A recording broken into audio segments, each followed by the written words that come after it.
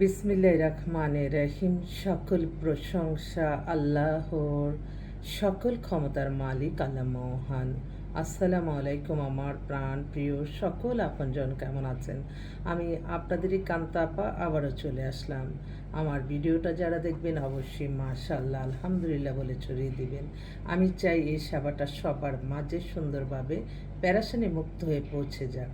আমাদের সাথে যোগাযোগ করার নাম্বারটা বলে দিচ্ছি, 01711860261। আর হোয়াটসঅ্যাপ নাম্বারটা বলে দিচ্ছি 01783544124।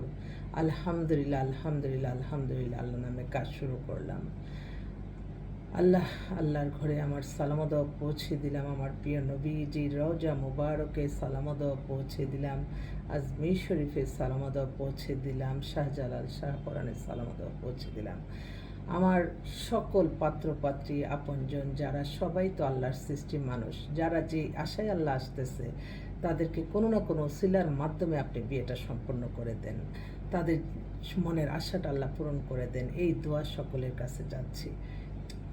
তো এই মুহূর্তে আসলে বেশ কিছু পাত্রী আসছে, যেই পাত্রীদের কথা আমি একটু একটু বলে যাব। আলহামদুলিল্লাহ, এই আমার আজমির শরীফের খাদেম ভাই আলহামদুলিল্লাহ পাঠাচ্ছে। এবং সারাক্ষণ আমি কিন্তু আমার ভাই বোনরা যারা বিয়ের জন্য আসতেছে, আমি কিন্তু সারাক্ষণই চেষ্টারত থাকি যে আল্লাহ তাদেরকে কতক্ষণ একটা ভালো ছেলে মেয়ে মিলিয়ে দিব। তো আপনাদের উদ্দেশ্যে আমি কয়েকটা মেয়ে, এখন একটা পাত্রী আসছে, হচ্ছে লন্ডনের সিটিজেন, বয়স 37-এর মতো। ওখানে অনেক বড় চাকরি করে, ডিভোর্স। তো ও চাচ্ছিল, ওটা নতুন আসছে, আজকেই আসলো। তো ওর এক বান্ধবীর মাধ্যমে আসছে। তো যারা আমার এই ঠিকানা দিয়ে বিভিন্ন মানুষ পাঠাচ্ছে, আমি তাদের প্রতি কৃতজ্ঞতা প্রকাশ করছি। আমি দোয়া করছি তাদের জন্য আল্লাহর কাছে, আল্লাহ তাদের হায়াত রিজিক সুস্থতা বাড়িয়ে দেন, সুস্থ করে দেন আল্লাহ। তো এই বোনটা লন্ডনেই আছে, খুব বড় চাকরি করে। ওর জন্য একটা, লন্ডনে থাকাই ফার্স্ট চয়েস, লন্ডনে যদি হয় তার জন্য নাকি ভালো হয়। তো সেরকম একটা ছেলে চাচ্ছে লন্ডনে থাকা। আরেকটা বোন, কালকে হচ্ছে তাদের বাসায় গিয়েছি মিরপুরে। ওদের এখানে 7তলা বাড়ি, মেয়েরা এক ভাই এক বোন। মেয়েটা এবার ইন্টার পাস করছে, দেখতে খুবই সুন্দর। আমি ছবিও তুলে আসছি। খুব মানে বাইরের জগৎ সম্পর্কে অনেক আইডিয়া কম। মেয়েটা দেখলাম এত কিউট। আসলে এই ওর ইচ্ছা, ওর আত্মীয় স্বজন সব থাকে আমেরিকা থাকা একটা ছেলে চায়। ওর ডেট অফ বার্থ, বয়সটা এখন 21 চলে। তো ওর জন্য একটা ভালো একটা ছেলে আহ্বান করছি। আরেকটা বোন, বোনটা তো খুবই বেটার। ওরও বয়স হয়ে গেছে 32-এর মতো, 5 ফিট 3 লম্বা, মাস্টার্স MBA করা, একটা জব করতেছে। ওর জন্য একটা ভালো ছেলে চাচ্ছে, অবিবাহিত। আরেকটা বোন, তার মেয়ে হচ্ছে BBA ফাইনাল ইয়ারে, এক ছেলে এক মেয়ে। ওদের ঢাকায় নিজের ফ্ল্যাট গাড়ি বাড়ি সব কিছুই আছে। মেয়েকে বিদেশে পাঠাবে, হয় আমেরিকা বা লন্ডন, এই 2 জায়গার ছেলে চাচ্ছে।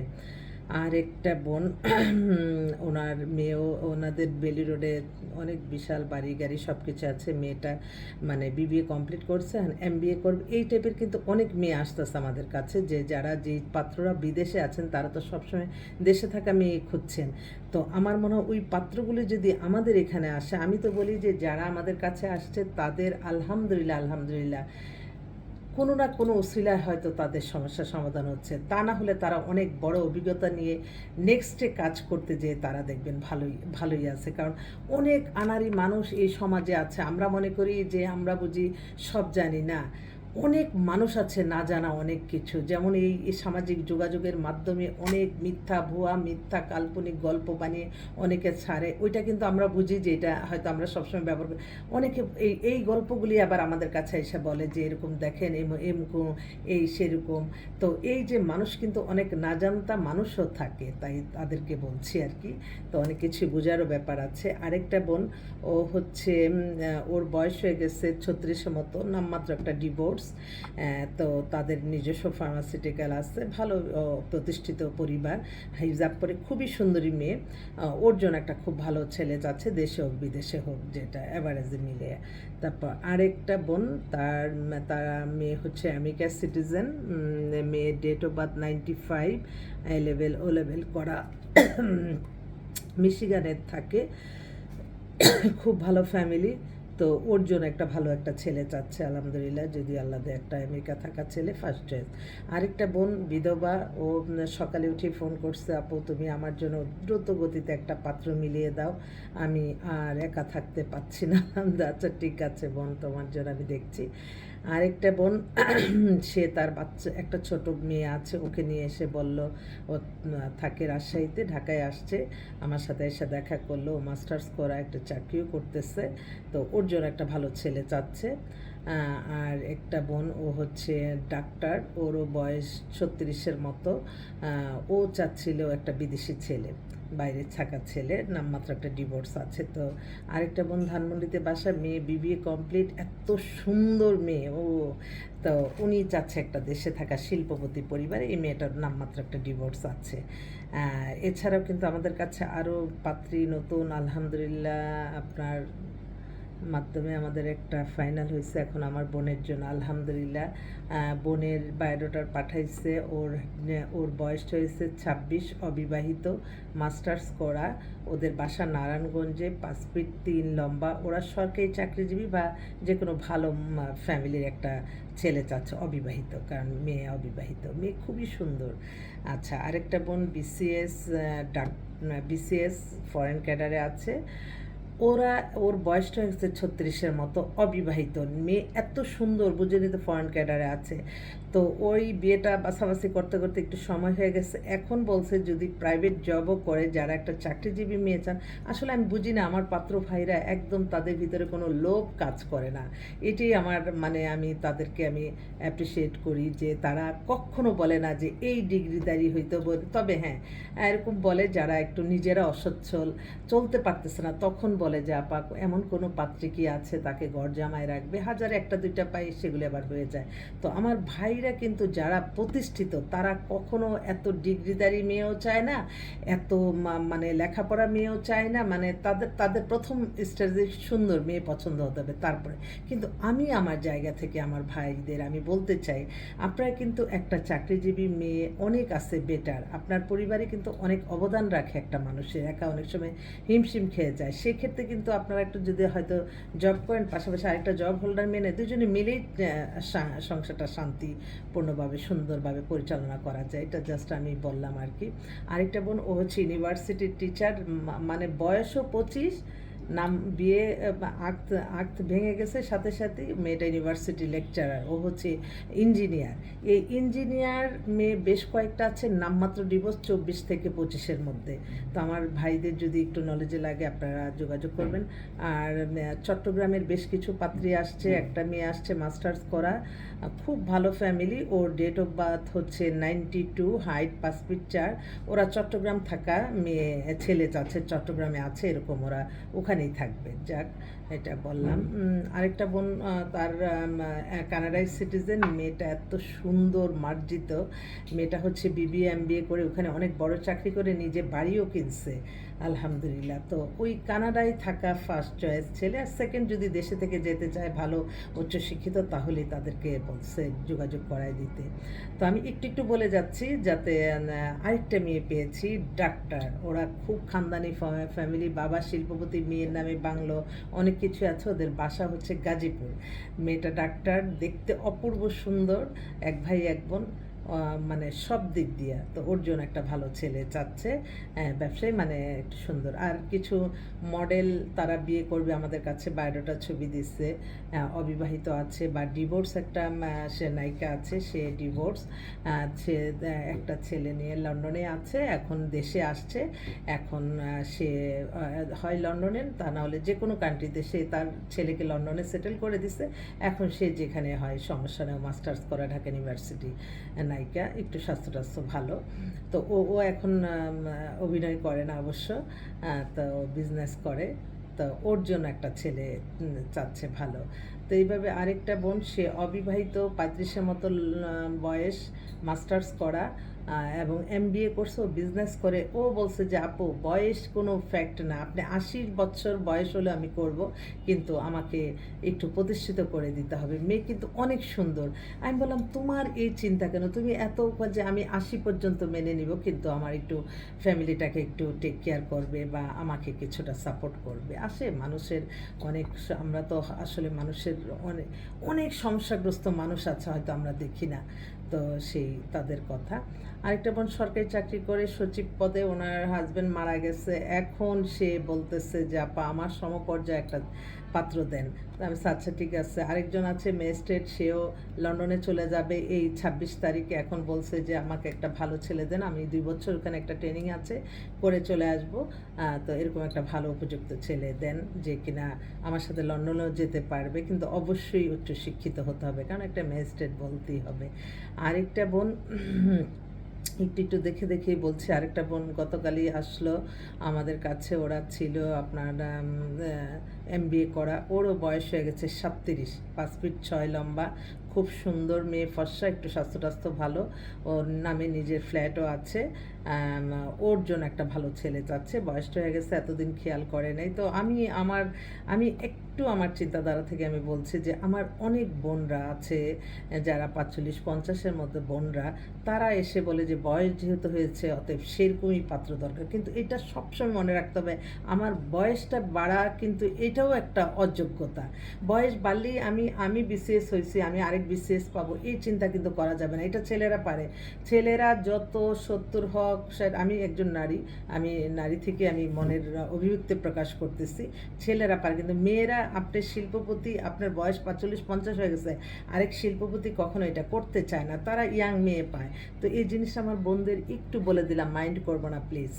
ছেলেদের কিন্তু একটাই চাহিদা, ছেলেরা সুন্দরী, ভালো, সাংসারিক, ঘরোয়া মেয়ে, সারাদিন পরে আসবে, সে রান্নাবান্না করে রাখবে, সে যত হাই লেভেলের হোক, তাদের এই চিন্তা ভাবনা। তারা যখন প্রতিষ্ঠিত, তো আমার বোনরাও এই জিনিসটা করলে তাহলে তো অনেক বেকার, অনেক গরিব অসহায় পাত্রগুলি আছে, তাদের একটা রিজিকের ব্যবস্থা হলো, তুমিও সন্তান পেলা, মানে স্বামী পেলা।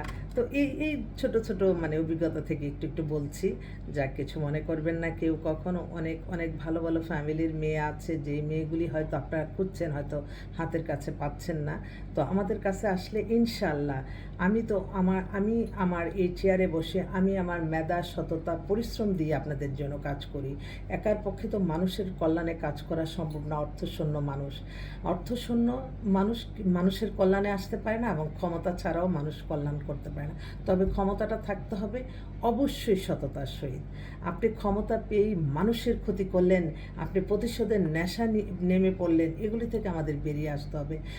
ক্ষণিকের দুনিয়া, আমি বুঝি না 50-এর পরে মানুষের এত ক্ষমতার নেশা কি করবে। সে এখন ভালো একটা খাবারও খেতে পারবে না। এই যে আমরা এখন, আমাদের তো এখন আর সেই আগের মতো যে আমরা যে চাইলেই একটা ভালো জায়গায় খেতে পারি না, কিন্তু ভালো কিছু খাবার খেতে পারি না, বয়সের সাথে ডায়াবেটিস, কত কিছু। তারপরে মানুষের এত নেশা কেন? নেশাটা থাকবে আল্লাহর প্রতি, আল্লাহর ইবাদত বন্দিকি, নামাজ, রোজা, হজ, জাকাত, ওমরা পালন, ভালো কাজের মাধ্যমেই নেশা থাকবে। আমি ক্ষমতার চেয়ার আঁকড়িয়ে ধরলাম, আমি মানুষের কল্যাণে আসলাম না, এটাই মানে অবাক লাগে। আর কিছু কিছু আমি অবাক হয়ে যাই যখন দেখি একটা নারী আরেকটা নারীর দ্বারা অসম্মানিত হচ্ছে। একটু আগেই ফেসবুকে দেখলাম, এটা সত্য কিনা মিথ্যা আমি জানি না, মেয়েটা মনে হয় কক্সবাজারে বেড়াতে গেছে, মেয়েটাকে আরেকটা সেই বোরকা পরা, পর্দা করা মেয়ে তার মুখের মাস্ক খুলে ফেলছে, কিন্তু কোনো ছেলেরা কিন্তু এটা করে নাই। ওই মেয়েটাই মানে তার ভিতর হিংস্রতাটা সেটা প্রকাশ করলো। তো সম্মান, আল্লাহ যে সম্মানীকে সম্মান রক্ষা করবে, আল্লাহই তার দান দিবে। নিজের হাতে কেন আমরা সব কিছু নিয়ে নিব? কি এক জায়গায় মানুষ গেলে এখন উত্তেজিত, সবাইকে ধৈর্য ধারণ করতে হবে। মনে রাখতে হবে যে ধৈর্যের ফল আস্তে আস্তে হয়। আপনারা হঠাৎ করেই আপনি সব কিছু পেয়ে যাবেন। আপনি প্রতিশোধের নেশায় একটা মানুষের ব্যবসা বাণিজ্য রিজিক নষ্ট করে দিবেন। এগুলি কিন্তু একটা বিচার হয়। এটা সবসময় মনে রাখবেন। এটা কিন্তু আল্লাহর তরফ থেকেই আবার সেই তার যে রিজিক নষ্ট করলেন সেটার ফল কিন্তু পেয়ে যায়। সেজন্য এগুলি করতে নাই। আমরা পর্দানিশী, আমরা সব কিছু হলাম, কিন্তু মানুষের প্রতি আমার মায়া থাকলো না। এই মহিলাটাকে দেখে আমার এত কষ্ট লাগছে, আমার চোখের পানি চলে আসছে। আরে তার সন্তানের বয়সে সে একটা ভুল করছে কিনা জানি না। তারপরে আরেকটা পর্দানিশীল মেয়ে, সে তার মাস্ক টাস্ক টেনে করে আমি কখনো আমার বোনদের যারা আছে, আমার বোনরা, অনেক বোনরা আছে, তাদের ভিতরে অনেক কষ্ট, কিন্তু কাউকে বলতে পারে না। সেই বোনরাই আমার কাছে এসে তাদের দুঃখের কথাগুলি বলে, কিন্তু আমি সারাক্ষণ শুধু আল্লাহর কাছেই কান্নাকাটি করি। আমি যে আপনাদের জন্য যে মায়া, মমতা, ভালোবাসা আমি বোঝাতে পারবো না। তো আমার বোনদের অনেকে আছে বিত্তশালী, তারা হয়তো বয়সটা করে ফেলছে শুধু চাহিদার কারণে। তো চাহিদা যত কম থাকবে, নিজে তো ইনকাম করতেছেন, নিজে তো বাবার এত সম্পত্তি আছে, সবই তো পাচ্ছেন, একটা ভালো ছেলে নেন না। আপনি কেন টার্গেট করে থাকবেন? আপনি বিশেষ ছাড়া করবেন না, আপনি এমুক ছাড়া করবেন না। টার্গেট দিয়ে তো আল্লাহ জীবনসঙ্গী মিলায় না। আপনার ভাগ্যে যেটা আছে সেটাই। তবে আল্লাহ বলছে তোমরা চেষ্টা করো, আল্লাহর এবাদত বন্দিগের মধ্যেই তোমরা পেয়ে যাবা আমাকে, এবং তোমার জীবন সফলতা আসবে। এটাই সবসময় মনে রাখতে হবে। আমি আমি এই দুনিয়াতে আসছি ক্ষণিকের জন্য, মানুষের কল্যাণ করব। এছাড়া অন্য কোনো ওয়েতে না। অন্য কোনো ওয়েতে আপনি গেলেই আপনি এই যে এখন বর্তমানে অনেকেই বিদেশ থেকে ফোন করে বলতেছে, আপা আপনাদের বাংলাদেশের কী অবস্থা? আমি আলহামদুলিল্লাহ ভাই, ভালো আছি। তবে কিছু কিছু ছোট ছোট ঘটনা, সেগুলি আমরা ফেসবুকে দেখে অতি উৎসাহিত হয়ে যাই। এগুলি থেকে আমাদের বেরিয়ে আসতে হবে। সততা যাচাই করবেন। আপনি টিভি চ্যানেলের নিচে যখন যে নিউজটা যায় সেটা সত্যতা যাচাই করবেন। এছাড়া অন্য কোনো এত বিশ্বাস করবেন না 100%। আর সবসময় আমাকে আপনারা অনেকে আছেন দূর দূরান্ত থাকেন, আপনারা হয়তো আসতে পারতেছেন না। আমি আপনাদেরকে একটা কথা বলতে চাই, আমার এই সিস্টেমটা আমি বলি, আপনারা অবশ্যই আপনাদের বায়োডাটার ছবি সততার সহিত দিবেন, 100% সততা, এবং আপনাদের চাহিদাটা বলবেন। আমরা সেভাবে আদান প্রদান করতে করতেও কিন্তু আমাদের 1-2 মাস 6 মাস লেগে যেতে পারে। এই চিন্তা নিয়ে আসবেন। আপনি আসলেন আর হয়ে গেল, তখন কিন্তু আপনার অভিজ্ঞতা, আপনি কিন্তু একজনের সাথে আরেকজন যাচাই না করে কিন্তু জীবনে কোনো কিছু করতে পারেন। আপনারা অনেক জায়গায় যে হঠাৎ একটা দেখে মনে করেন যে হ্যাঁ এটাই হয়ে যাবে, না, এটা অবশ্যই দুই পক্ষের পছন্দ হতে হবে, তারপরে আপনাদের বিয়ে সম্পূর্ণ হবে। তো আমি আবারও আসবো আপনাদের মাঝে। আসসালামু আলাইকুম। আল্লাহ নামে কাজ শুরু করলাম, কারণ অফিসে লোক আসছে, যে ইয়েতে দেখলাম অনেক লোক বসে আছে। আসসালামু আলাইকুম।